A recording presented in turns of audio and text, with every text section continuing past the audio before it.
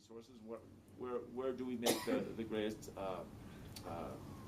investments in the future. And perhaps most importantly, we're going to try and change the culture of the state to be pro-business. Now, before you all start throwing fruit at me, because I know exactly where I am, I know the kind of town Breckenridge is, and I know this county. I say that only with the recognition and the understanding that we have to hold ourselves to the highest level of ethical accountability in our businesses, of environmental accountability, right?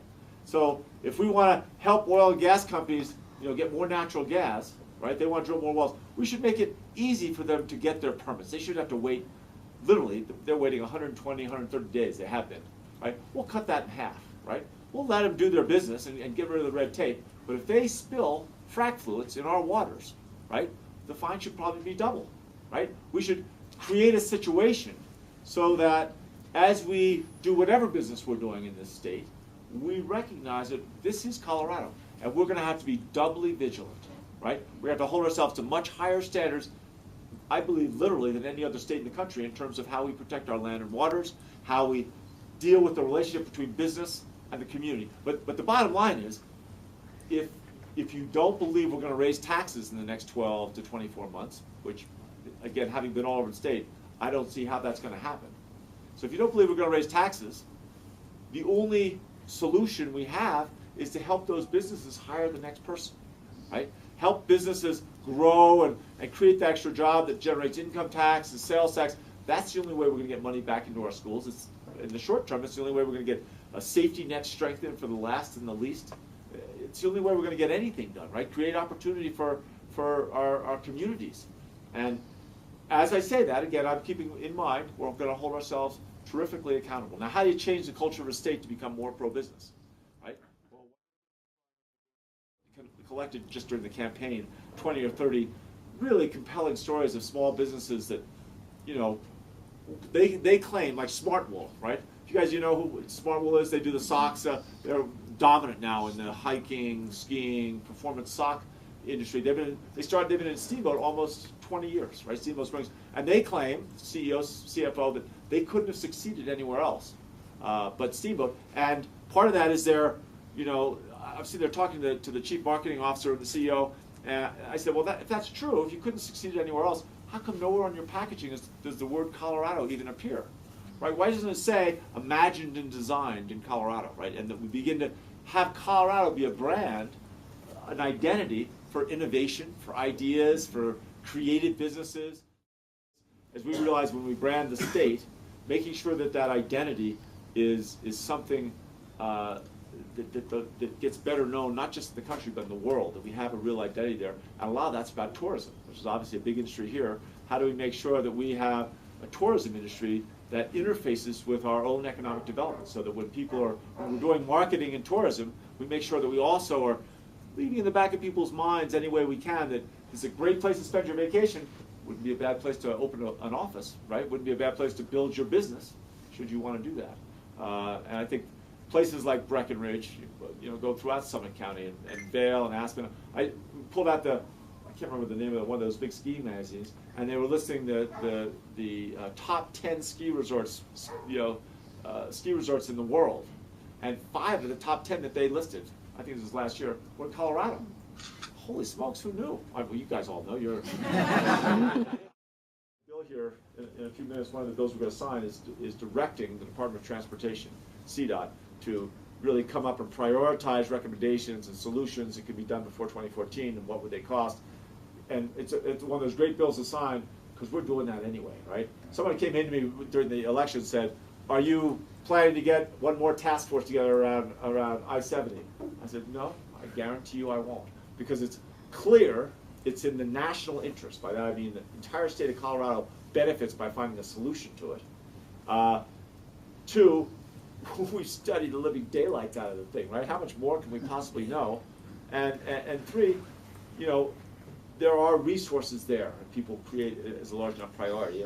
And my guess is that the guy we hired to run CDOT, Don Hunt, is from the private sector. He was the CEO of a large engineering, construction management engineering firm called BRW, and he is famous for being an out-of-the-box thinker, a very creative person, wonderful manager, but also a very creative and talented thinker. And he's already got, 3 or 4 different ideas of things we can try and sequences of priorities. So I don't think we'll be waiting 10 or 20 years. I think that his goal is to get some measurable, significant reduction of congestion delays, implemented within the next 3 or 4 years. I mean, done, open, running, happening. Something that doesn't get a lot of press these days because of the tough economic times is the need for us to enhance and expand our broadband infrastructure. Yep. There's a lot of money in the state right now because of the EagleNet grant. Yep. And some good things happening. Just wanted to see what your take was on how that's going. And the EagleNet is a grant that we got from the Commerce Department. That's $100 million. It's matched by, I think, $41 million of private money to make sure that we get high-speed fiber optics to every school district in the state. Now, it's not what they call the last mile, it's the middle mile, and as it goes through it'll go through every county in the state. The question then is, how do you get it, especially in rural areas, how do you get it distributed so you have high-speed internet that businesses can use? It becomes part of the currency by which a town like Breckenridge can attract, entrepreneurs. One of the things we saw going around the state, there are 2 huge assets we haven't done a very good job of taking advantage of. One is all the retired senior level executives that have retired in Colorado and kind of are just waiting to be asked to serve on a board to help a business in Colorado grow, that they can have some closer connection with the community. And so we're trying to work through and figure out how that's going to work, what that would look like. And then the other one is the asset of place. That we have so many beautiful towns, and it's not just the resort towns like Breckenridge or Vail, but even Salida or Buena Vista. I was doing a couple tours down there this afternoon. There, in the modern economy, there are a lot of people that are sick of living in cities, and even small cities, and they would love to be in smaller communities, but they have to have high-speed internet. They can't connect without that capacity. And I think what EagleNet does is get us a long way there. One of the budget changes we've been negotiating over the last couple of days is to make sure that we leave $20 million that was going to get stripped out of the cash funds for what they call high-cost, something that Quest, and it's basically for rural phone connections. We want to make sure that stayed in that fund because we think we might be able to put that to good use, expanding EagleNet. We're trying to make sure that we have enough resources there because that's one of the, I can't tell you how many incredibly talented entrepreneurs there are that don't want to live in Denver or Fort Collins or Colorado Springs. They want, there's a company in Durango called Mercury Payment Systems. And these are these young guys who they came up with a really clever marketing idea. Every time you swipe your credit card when you're in a restaurant or buying something, there's a company that does the logistics of the transaction between that retailer and the bank. Make sure that the bank, gets the money to the retailer and that that transaction can happen. And these guys said, well, we want to be that person, and what we're going to do is go to all the companies that manufacture these point-of-sale systems, right? And we're going to help them create their technology so their systems work better. In exchange, when they sell to McDonald's or to any company, right, whatever it is, they'll use our software and our company to be that logistical interface. Well, these guys now have 400 employees, 300 in Durango, but they now have 100 in Metro Denver because they ran out of bandwidth. They could not get their information back during the day fast enough. Well, that should never be the excuse, right? We want to make sure that company in Durango, if they can keep, getting a local college and community college and train enough people, if they can get enough workforce there, they should have all the other infrastructure assets to grow.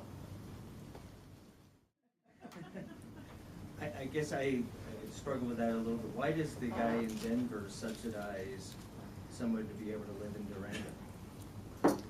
He's not subsidized. The person in Durango is paying income tax and sales tax. The EagleNet, it's like rural electrification.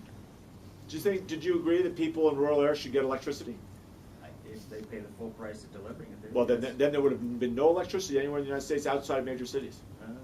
Every major city subsidized the rest of the country. And the question is, whether you believe that rural America plays an integral and critical role in the overall economy of our country, which, if we had the head of the Export-Import Bank was in here, what's his name, Fred Hochberg. And right now, for the last 2 or 3 years, we're actually finally beginning to win back some of our deficit in terms of our trade deficit, and a huge part of that is agricultural exports, right? It's bad enough that we import, whatever it is, I don't know, $700, $800 billion worth of oil every year. But if we start having to import all our food, that's the same reason why is it, and you'll all appreciate this, why should Denver care about, how much water's in the blue, right? They got senior water rights, they're legally allowed to take all this water, why should they care? And what I tell them, and this is true story, when I took over as mayor of Denver, I appoint the water board. I don't control it, but I appoint the board, and it took us 2 years to get control. But they began a relentless, which is going on to this day, relentless conservation program. And depending on where you measure the wiggles of the line, but when you look at per capita consumption in Denver since 2000, it's down at least 20%. And you could look at it, I see 30, 32%. Those are the largest, either way, the largest drop in per capita consumption in the history of a major American city, right? Outside of the drought, but to continue those cuts. And what that means is, and I've said this before, if you're going to sell 20 or 30% fewer gallons of water, but you still have to replace the pumps and the pipes and everything, that means every gallon's got to sell for 20% more, right? That's the fact. So Denver water citizens now are paying 20%, it's actually more like 25% more per gallon of water than they did 5 years ago. Well, they're not happy. They call me up, especially the wealthy people that give money to the symphony or on the donors and help make a great community. They're pissed, right? What's going on here? And what I say to them every time is, in the end, what makes Denver Denver is the fact it's in Colorado, right? Maybe this water isn't just Denver's water. It's legally maybe Denver's water, but maybe it's all Colorado's water. And that what makes a house in Denver 20%, 25% more valuable than a house in Omaha or Des Moines is the fact that it's in Colorado, and that having a safe, secure source of food on the Eastern Plains, which again, as someone who never spent time out there, I can't tell you how breathtaking it is to spend time there. It is something that is a core, and let me assure you, I probably didn't get very many votes out there, right? It's a very conservative part of the state, but it is, these people are the most wonderful, grounded, interesting folks I got to know in the entire campaign. And having that safe, secure source of food is a huge part of Denver. And the West Slope economy, right? And not just whitewater rafting and skiing and resort towns, but traditional ranching, right? And growing peaches in Palisade. That's part of what makes Denver Denver. And I've said this to probably 150 pissed off Denver residents call me and say, why is my water bill going up? I give them that same explanation. I said, maybe it's in Denver's self-interest to keep every drop of water we can in the Colorado, in the Blue, in the Arkansas. And every single person I've said that to is, yeah.